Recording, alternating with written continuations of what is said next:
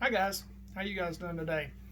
All right, today's video is a question and answer video. I got quite a few questions today, which is great, man. Keep them coming. Anything you want to hear, I'll be glad to answer them. I'll just go jump into them and tell you what we've got.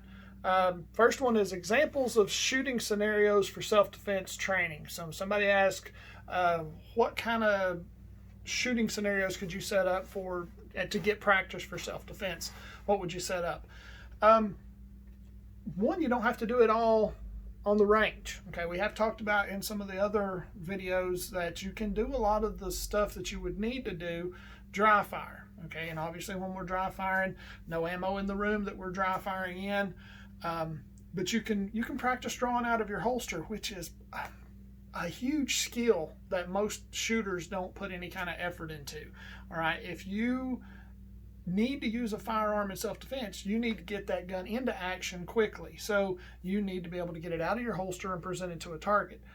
That all comes from repetition. Okay, so you need to put up a target or a mirror. Mirrors work good. Get you a full-length mirror so you can watch yourself drawing at your target and do that over and over and over and over again. Okay, so there's a whole lot of micro skills that you would want to practice for a self-defense scenario. So drawing is great. Reloading is great practice. But then when you're going to the range, how do we want to practice for self-defense scenarios? You want to start simple. Getting the gun, if you can draw the gun out of the holster loaded, that's ideal. Some ranges won't let you do that. But if you can draw the gun out of the holster loaded and present to a target and put a round on the target, how quickly can you do that reliably? From the holster, draw, present, put a bullet in it. Just one shot. See, do that. That's just a good exercise. Out of the holster to the target, boom, reholster. Out of the holster to the target, boom, reholster. And do that over and over and over and over and over again until you can do that quickly. Out of the holster on the target, boom, one shot. Then we work up to 2 shots. All right, then you might want to go up to 3, but you got kind of an economy of ammo that you're trying to conserve here, so you don't want to just come out of the holster and boom, boom, boom, boom, and dump a whole magazine because you're not getting the value of the ammo. So no more than 2 or 3 shots on a target, I don't think. 1 is great. Out of the holster, 1 round. Out of the holster, 1 round. Out of the holster, 1 round. Do a lot of practice that way, and then 2 rounds. Once you've got to where you can do out of the holster and 1 or 2 rounds on the target, center the mass, then you might want to shift up a little bit and do what they call a failure drill. 2 rounds to the body, 1 to the head. That's simulating somebody wearing body armor. You shoot them twice in the chest and it doesn't do anything to them. You need to shoot them someplace else. So either the head or the pelvis. We will be talking more about body armor. I got a question on that too. But that just gives you something else to practice. So 2 rounds here, 1 round there. Once you can do that pretty reliably and pretty quickly, then we need to put up multiple targets. So say we put 3 targets up now, 3 silhouette targets, 3 cardboard targets with a circle, 3 8-inch paper plates. Okay, out of the holster, 1 round, 1 round, 1 round. Reholster. Out of the holster, 1 round, 1 round, 1 round. And just do that. And then out of the holster, 2, 2, 2. Or 1, 1, 1, 1, 1, 1, back and forth like that. So we want to get some target spread.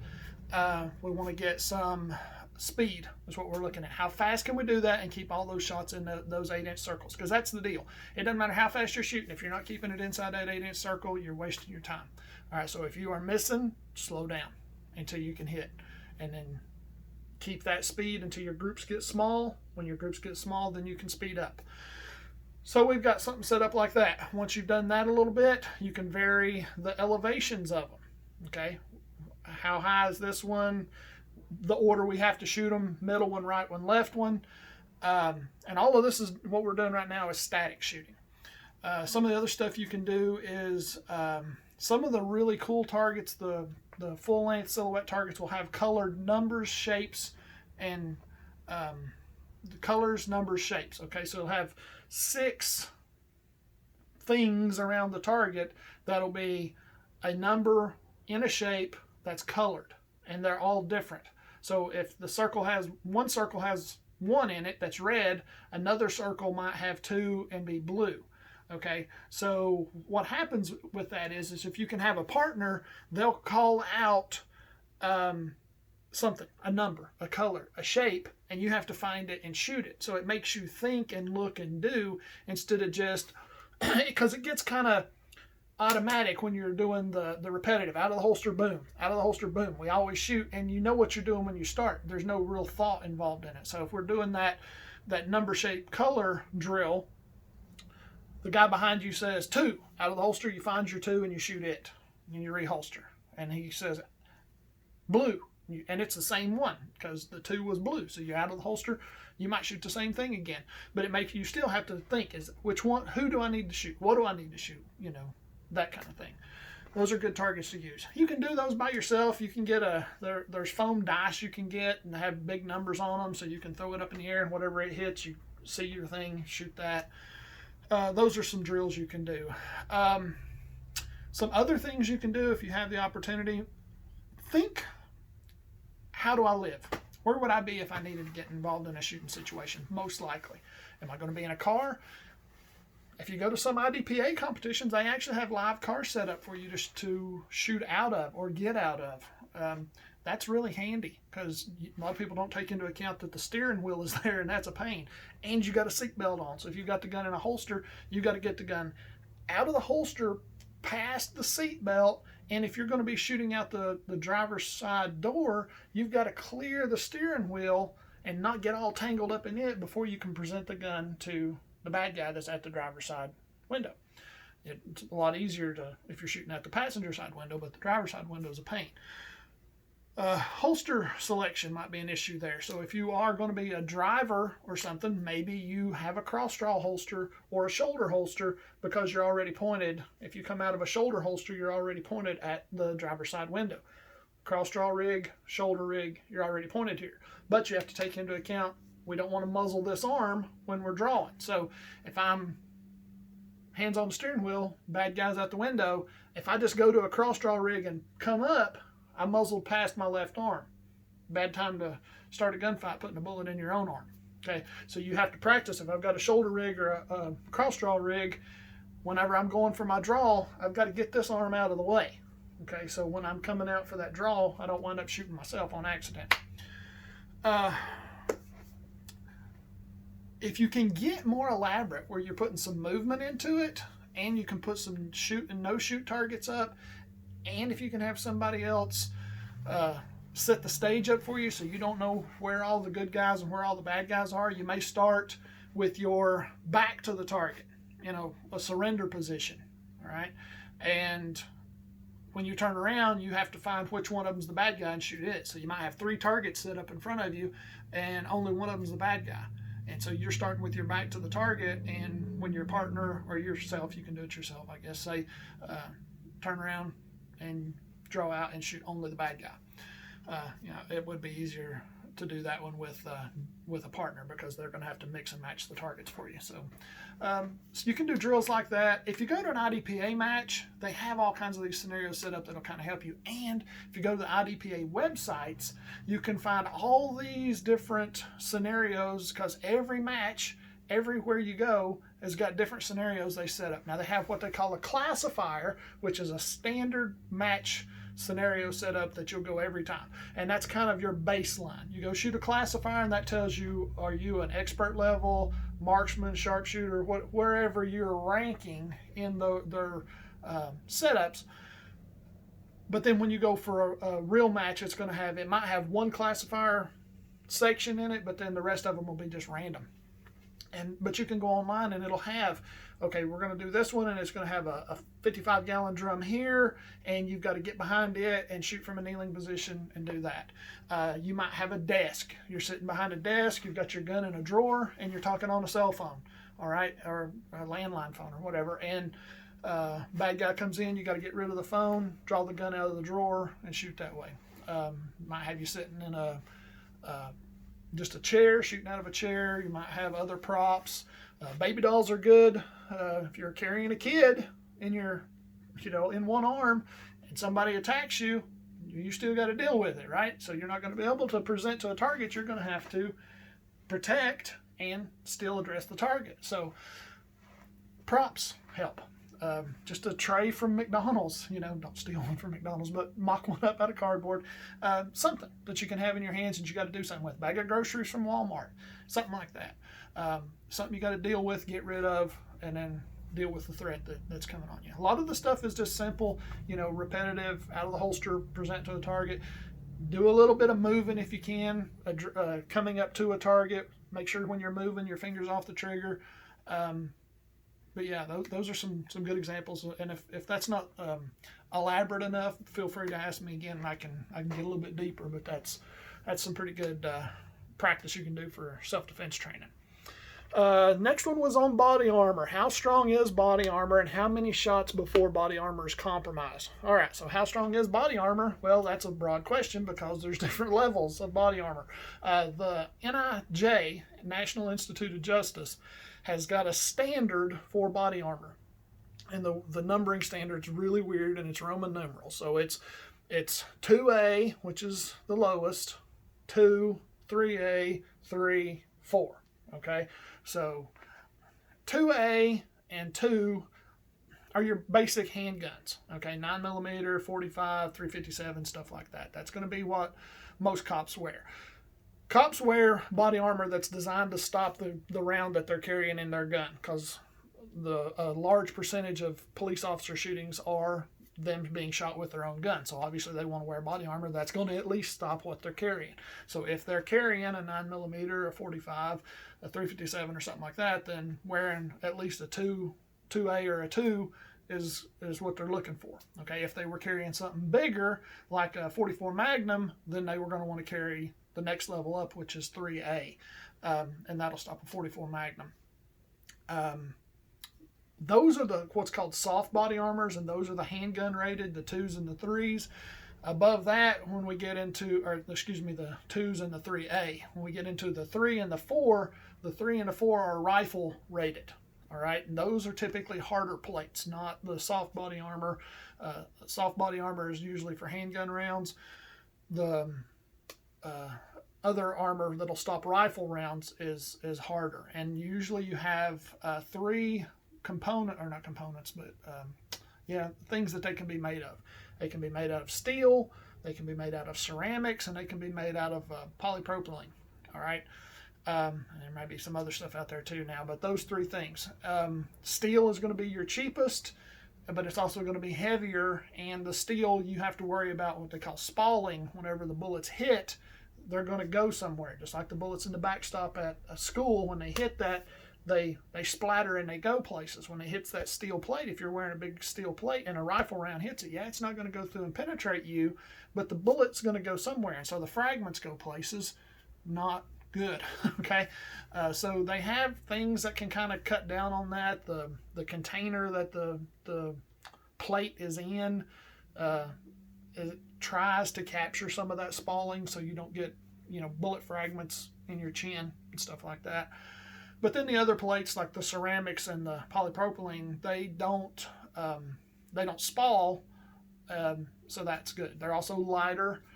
They can get more expensive though. So you're looking at everything's a way of, I don't have enough money to buy one of those, so I'm going to have to carry a heavier plate. Another question was asked about how many rounds can they take. You can watch all kinds of videos of tests of these, and you can read stuff. Basically, what they're going to tell you is once the vest has been shot, it's been compromised. Okay, and you shouldn't rely on it anymore past that. Well, that's all well and good, but if you're in the middle of the fight when that happens, you're going to have to. It's going to do what it's going to do. Some vests will do really well at stopping multiple rounds. It's better, of course, if the rounds aren't all in the same place, okay, because the mechanism that the way those things stop the bullets, it gets degraded after it's been shot. So if you get shot several times in the same place, eventually a bullet's going to penetrate it. That's just the nature of it. Let's see. Oh, do also note, though, that even though you may not be injured from a penetrating bullet wound, if you get shot in a vest, you may have blunt force trauma injuries. It could even stop your heart. It can break a rib. So you can have injuries just because you don't get shot. If you get shot, the bullet may not penetrate you, but you could still have injuries from that. So even though the vest it's a huge lifesaver, it can still have problems that you might not expect. So do note that. Hope that answered that question. All right, another question. When carrying a gun that has a safety on it, like a manual safety, should you leave the gun in the off position, leave the safety in the off position? That's actually common, believe it or not. If you have a handgun that has a safety on it, just leave it off, and obviously your trigger finger is your safety. So as you come out of the holster and present to the target, you just pull the trigger. Thing is, though, if you don't practice drawing that gun and thumbing the safety, even though you leave it off, what happens if you've sat down and a chair has bumped your safety on? But now you practice out of the holster, pull the trigger. Nothing. That's all you get, air, okay? Because you've not practiced, okay, my safety goes down, so when I come out of the holster, I push down with my thumb before I pull the trigger. I don't do that at the range because I leave my safety off. If you don't practice that, it's not uncommon.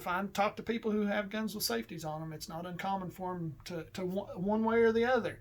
Either they carry it with it on and it gets bumped off, or they carry it with it off and it gets bumped on. It's also not uncommon for people to have their magazine button bumped. Okay, they'll take the gun out of the holster and their magazine will fall out because it's been bumped. So you need to play with your holster stuff and check your equipment occasionally to see if something like that's happened to you. Another question on the safety is, should you remove or disable the safety, and is that even legal? Legal? Yeah, it's your thing, okay? It's your property. You can do whatever you want to with it. But it could cause you legal problems, but not necessarily in the way you expect. The problems it could cause you is, say you wind up getting involved in a shooting situation, and the gun you use in that situation is going to be part of the evidence of the event. So that's going to be passed around to the jury. So if a good lawyer is attacking you, he may not attack the facts of your shooting because you might have been legit, but they're still trying to prosecute you anyway. Well, now he can make some kind of issue out of the fact that you've modified your gun, especially if you're modifying anything safety on it, and he can attack your character for making that gun unsafe. Okay, if any gun that I carry for self-defense purposes is bone stock, I don't change nothing on it. All right, because of that very reason. I don't want somebody in a courtroom to pass my gun around and say, look at that hair trigger that he put in there, made that gun. He accidentally shot my client, not intentionally. I intentionally shot that guy because he was attacking me or trying to steal one of my kids.